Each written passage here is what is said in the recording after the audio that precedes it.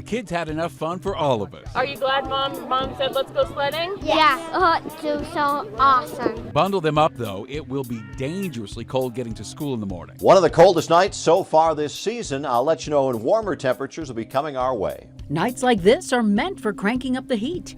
New Excel rate hikes may have some reaching for an extra blanket instead. But there are a lot of people, this really impacts their bottom line. And a look into the first interactions with Barry Morphew following his wife's disappearance. Was it a crash? I mean, the bike looked, the way it was laying, it kind of looked like it, but there's not really that much damage to the bike.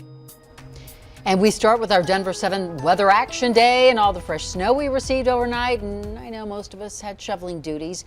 We do hope you also had a chance to enjoy the snow like this 3-year-old in Firestone. Jessica Maheen shared this video of her son trying out his new snowshoes for the first time. Nice work there. Snow total's pretty impressive. Take a look. Southwest Colorado Springs got 22 inches of snow. We saw 13 inches in Commerce City, 11 in Loveland, Thornton, and parts of Denver. 10 inches of snow fell in Aurora, Broomfield, and Longmont. Now, road conditions, of course, they vary wherever you are along the Front Range. This is 4 different CDOT cameras. Castle Rock, we have Morrison, Aurora, and Broomfield. Traffic is slow going at I-225 and 6th Avenue. That's because of an overturned semi. All right, good evening. Glad you're with us tonight at 6 o'clock. I'm Shannon Ogden. I'm Ann Trujillo, and so far only Dougco kids have no school tomorrow. That's due to a teacher shortage, not the weather. Either way, you and your kids will need some extra layers in the morning with how cold it's about to get. And we have team coverage across the metro looking at road conditions and also those bitter cold temperatures. Our Ivan Rodriguez is joining us live from Denver's Governor's Park with an update on the conditions. And Ivan, plows, they will stay out throughout the night. They're going to stay out throughout the night, and it's still snowing. It's been snowing for the entire day, it seems, since we've been outside. That snow's really been piling up here in Governor's Park. You can see just all those several inches of snow. It hasn't scared people from coming out to enjoy it and have fun with it, though. We've seen people sledding, even snowboarding, skiing here from the little hills that we have inside of Governor's Park.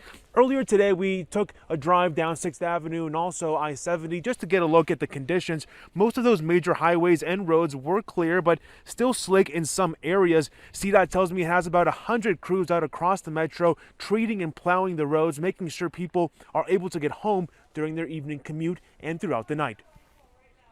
Some of those secondary roads, some of those state highways, across the metro area, we want to make sure that they get that same level of treatment and just get everything as cleaned up and buttoned up as possible, particularly before the cold continues to stay with us.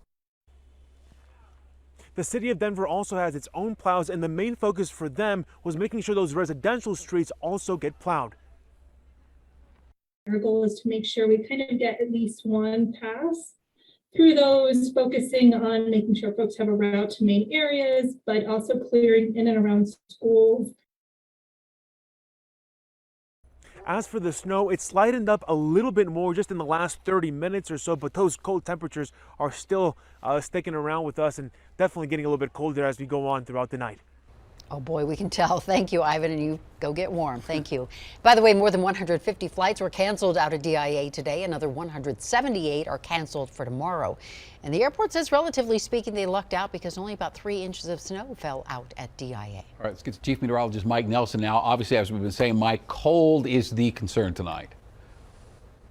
Ooh, it's going to be really cold. Perhaps the coldest night of the year and the season across the Front Range. Right now in Boulder, not very many people venturing out on the Pearl Street Mall. There's one rather brave soul right there. Snows have pretty much ended, and the cold is going to take hold now that snow is pushing off to the southeast. Skies are starting to clear off to the north and west, and already at this hour, temperatures dropping quickly over southeastern Colorado. The advisories are slowly being lifted to the north and west and will continue to do so overnight tonight. Look at the temperatures currently. Single digits Steamboat and Craig, 1 below at Laramie. It's only 5 currently in Denver and 2 below at Leadville. So for tonight, bitter cold coming up as the snow stops and the temperatures keep falling well below zero tomorrow morning, and the streets are going to stay slick. The cold and the slick conditions a concern for tonight and tomorrow morning. For more on that, let's go to Brian Wang. Yeah, Mike, first things first, if you have any access to the weather gods, please give them a call, ask them to heat things up a little bit. this is absolutely freezing. This is the coldest weather I've ever been in. I'm from California, and I know why Coloradans are so nice, because these kind of conditions really build some good character. But it's been a good time. We've been talking to a lot of people out here, sharing, coping with us too. And as you mentioned, sub-zero temperatures still in the forecast. So we got some tips for you to keep in mind around the home so your water pipes don't freeze up. First things first, if you leave your home, keep temperatures at least 60 degrees. Make sure curtains are down to keep your home insulated. Keep cabinet doors under sinks open to expose water pipes to warm air. Turn on all your faucets to a slow drip. And if this isn't obvious, obviously, keep your pets inside. And if your kids still have school tomorrow, if they have to ride the bus, make sure that they're all bundled up. And even better yet, if the bus stop is close, make sure they're inside until the bus arrives, or in a car at least until the bus pulls up, because those temperatures are going to be sticking around in the morning hours too, guys. All right, Brian, thank you. And we will likely be turning up the heat tonight, and if Xcel's proposed rate hike is approved, nights like this will cost you more. Denver 7's Megan Lopez is live tonight, and Megan, some consumer groups are now fighting back. Yeah, that's right, Ann. Meters are certainly going to be getting the workout tonight because of not only the snow that's falling, but also the temperatures dipping as the sun goes down here. Really all across the state, it's going to be, cold, frigid nights, and so people want to bundle up. But with this weather notwithstanding, your bill could be going up pretty significantly soon.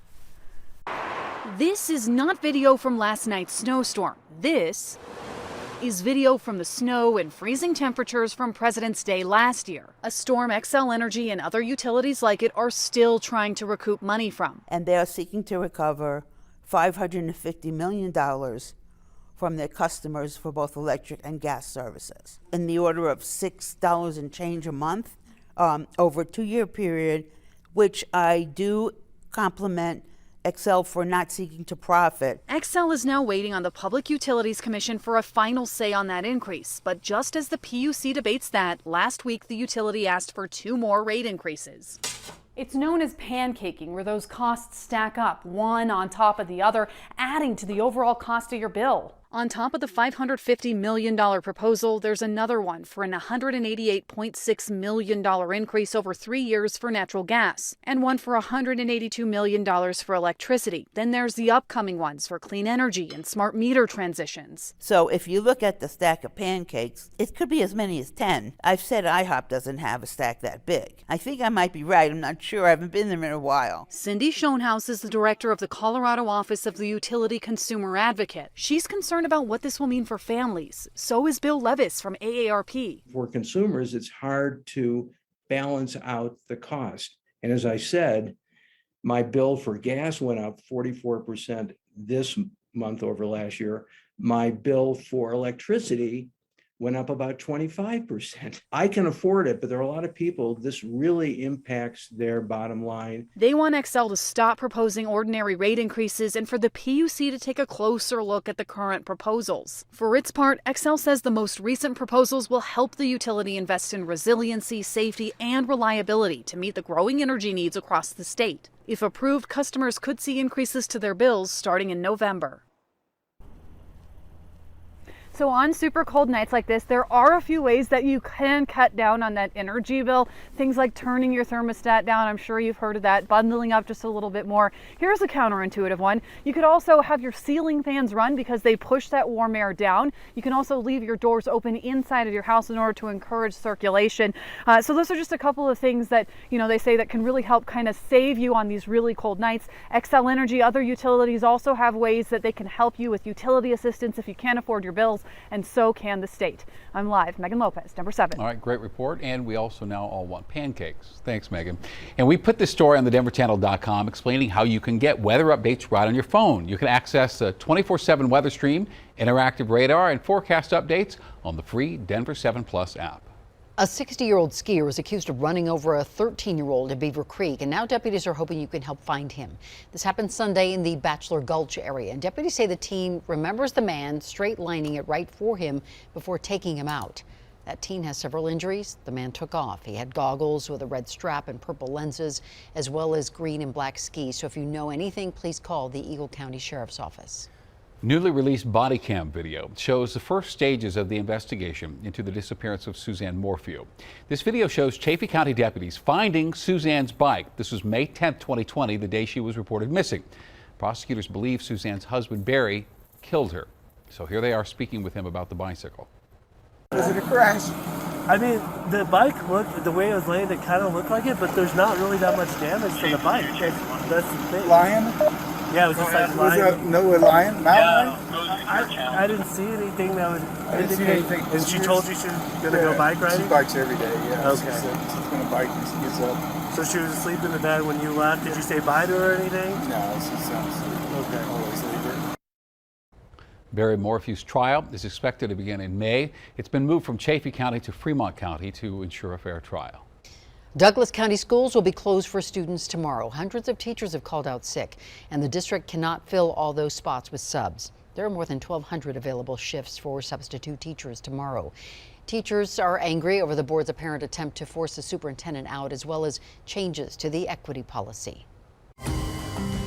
The Marshall Fire destroyed their homes and their way of getting their mother life-saving care. I saw homes burning, and that's when I came to realize, like, I'm not going to have a house to go back to. You helped bring this family a huge surprise today. Even though I've lost so much, I feel like I have a lot because of all the generosity of everyone. The Broncos' past coaching decisions are the talk of the league. I certainly did not feel like I was taken seriously. But the team would rather focus on their future with Nate Hackett. Bitter cold by morning when temperatures will start to warm up.